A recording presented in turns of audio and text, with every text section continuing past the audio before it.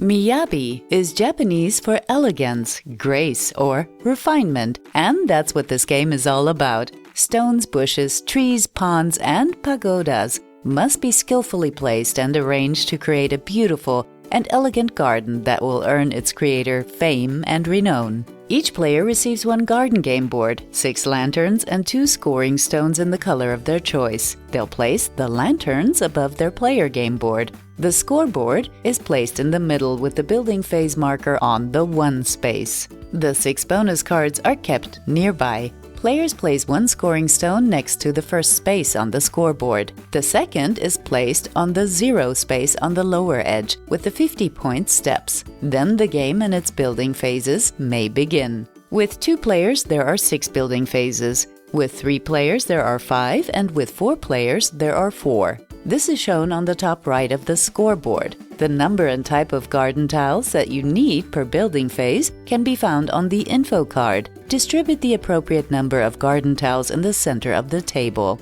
Time to get started. The first player takes a garden tile and places it on their game board in a legal position, determined by the objects on the tile. The left edge of the game board shows which row the garden tile or object can be placed: tree, fish, pagoda, etc. Garden tiles themselves can cover multiple rows, but the objects shown need to be in their correct rows. In addition, objects can only be placed in the columns that do not have a lantern yet. The empty green fields may be placed anywhere as long as they are within the game board grid. Garden tiles may also be placed on top of other already placed tiles as long as they are completely on top. This creates layers of garden tiles. Objects may be covered in this way. All other placement rules still apply. If you are not able to place a garden tile correctly, you must pass. Once the garden tile has been placed, put a lantern on the lantern field of the column that has had objects placed in it. Now you receive points.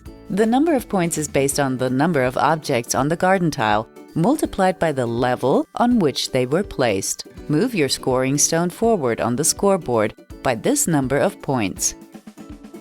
The first player to place a garden tile with one object type, such as a pagoda, bush, etc., on the 5th level, may take the associated bonus card and score the number of points shown.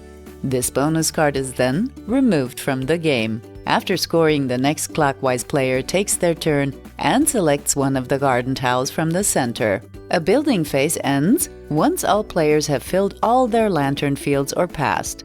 The building phase marker is moved 1 space forward. The lanterns are placed back on the edge of the game board. Remaining garden tiles are removed from the game, and new ones are placed in the center according to the info card.